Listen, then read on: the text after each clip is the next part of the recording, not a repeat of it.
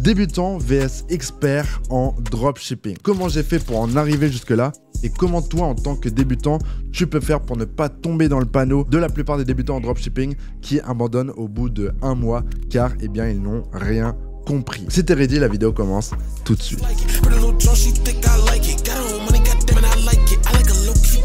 Donc maintenant qu'on est un peu plus posé, on va voir la différence dans les actions au quotidien entre un débutant e-commerce et un expert. Donc moi, comme je t'ai dit, ça fait des années que je fais du e-commerce et aujourd'hui, eh bien, j'ai la chance d'avoir une équipe. Donc on est à peu près 6 ou 7 dans la team maintenant. Et donc, moi, au quotidien, je passe pas mon temps à faire des boutiques, faire des publicités, lancer des pubs, etc. Moi, ce que je fais au quotidien maintenant, c'est que, eh bien, je vais analyser le travail de mon équipe. Je vais faire des appels avec eux de temps en temps, toutes les semaines. Donc, on a un meeting hebdomadaire avec toute la team et des petites réunions comme ça, à droite à gauche, avec certains membres de mon équipe pour travailler sur des parties plus spécifiques du business. Donc moi, concrètement, ce que je fais, c'est que j'essaye de mener mon équipe dans la direction de ma vision, car c'est mon entreprise et du coup, eh bien, c'est ma vision des choses qu'on essaye d'exécuter, mais je m'occupe plus des tâches manuelles comme importer des produits, lancer des publicités, créer des vidéos pour le marketing, etc. Tout ça, c'est mon équipe qui s'en charge aujourd'hui. Mais lorsque j'ai débuté, ce que je faisais était extrêmement différent. Moi, pendant des années, c'est moi qui faisais tous les designs pour mon site. C'est moi qui créais mes sites internet sur Shopify. C'est moi qui importais tous les produits. Et surtout que moi, je ne faisais pas du monoproduit. Donc, j'ai dû importer des centaines et des centaines de produits sur mes boutiques dans le passé.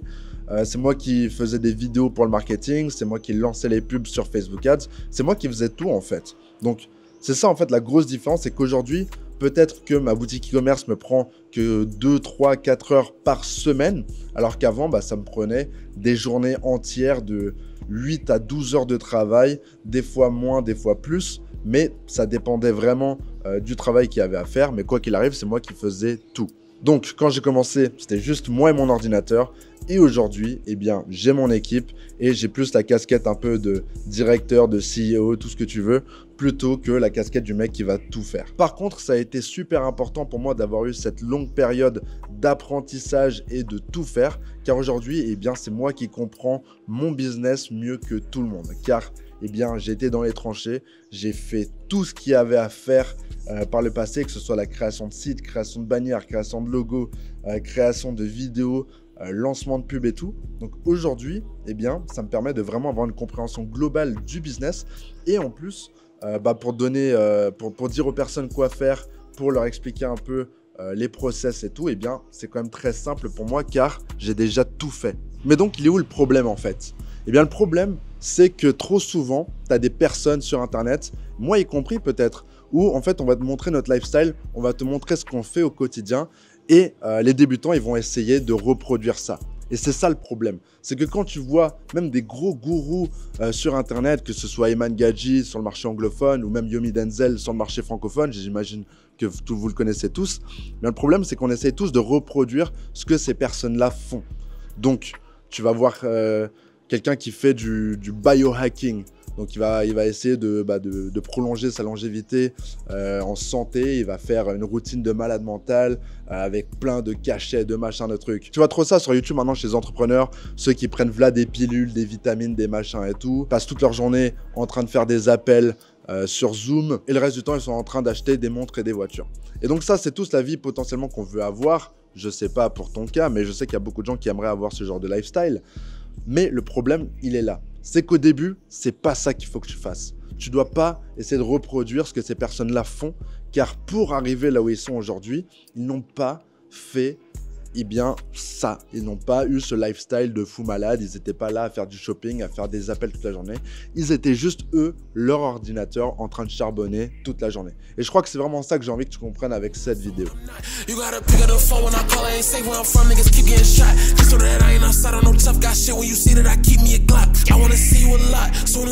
Alors, quelles sont les choses que je faisais avant sur mon business que je ne fais plus du tout maintenant? Eh bien déjà, je travaillais, comme je t'ai dit, sur tous les aspects de mon business. Donc vraiment, chaque chose individuelle, que ce soit le design, création de site, publicité, moi je faisais tout de A à Z. Donc déjà ça, c'est la grosse différence, c'est que les gens aujourd'hui, n'ont plus vraiment envie de travailler à proprement parler. Ils veulent juste avoir les résultats comme ils voient sur internet, mais ils ne veulent pas bosser. Mais il faut savoir que bosser, eh bien, c'est vraiment la chose qui va faire la plus grosse différence lorsque tu te lances en e-com. Et c'est pour ça que moi, je faisais du copywriting, c'est moi qui écrivais mes pages de vente et tout. Ce qui aujourd'hui en plus c'est extrêmement facilité avec ChatGPT, l'intelligence artificielle, etc. Mais sache qu'à l'époque, eh bien, tu devais vraiment tout faire toi-même.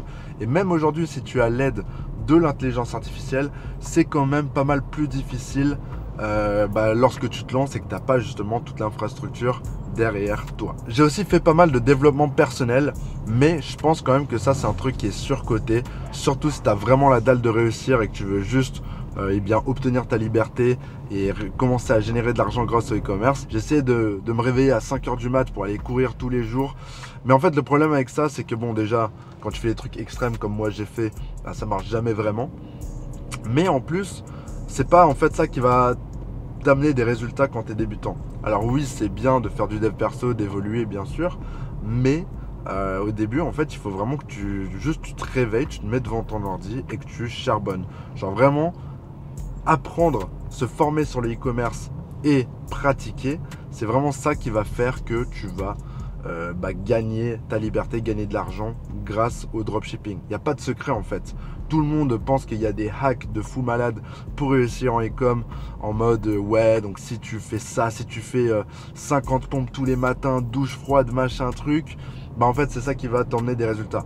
Mais en fait c'est pas logique. La seule chose qui est logique, c'est que le travail que tu vas fournir, c'est ce qui va t'amener des résultats en e-commerce. Donc souviens-toi bien de ça, la prochaine fois que tu as envie de prendre une douche froide ou quoi, dis-toi juste que la priorité c'est le travail et ce n'est pas toutes ces conneries là. Alors oui, aujourd'hui je fais attention à ma routine, je fais attention à ma santé, je fais des prises de sang pour avoir les bons suppléments, etc.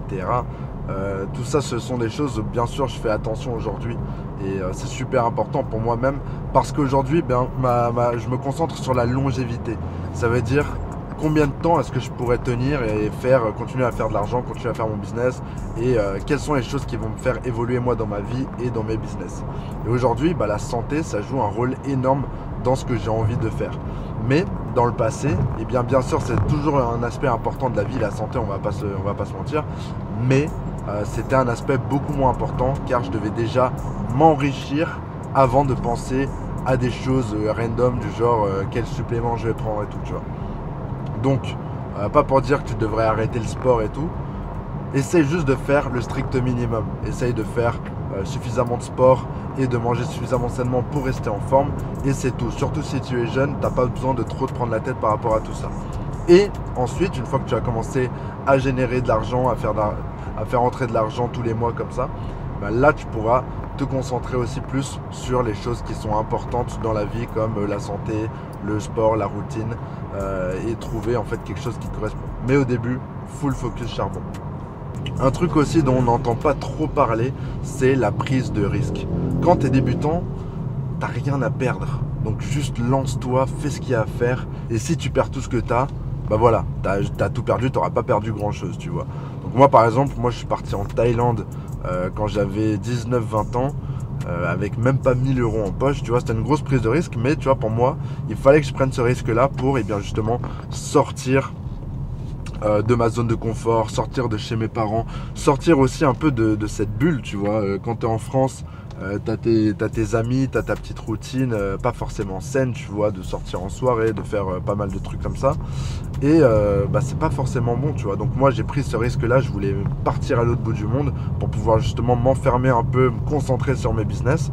Et c'est un risque aujourd'hui qui a porté ses fruits, vu que regarde, j'habite en Thaïlande, j'ai construit ma vie ici, j'ai une maison que j'adore, j'ai ma petite voiture, j'ai mon petit bureau. Et c'est les trucs qui me font kiffer, tu vois.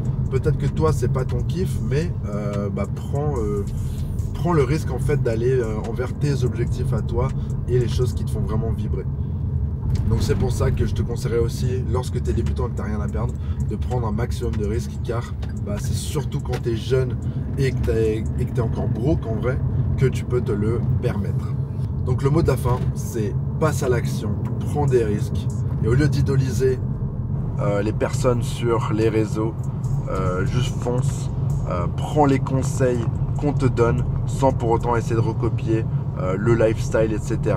Parce que c'est pas ça qui va te donner les résultats que tu veux. J'espère que la vidéo elle t'a plu. Abonne-toi, lâche un like et moi je te retrouve la semaine prochaine. Ciao.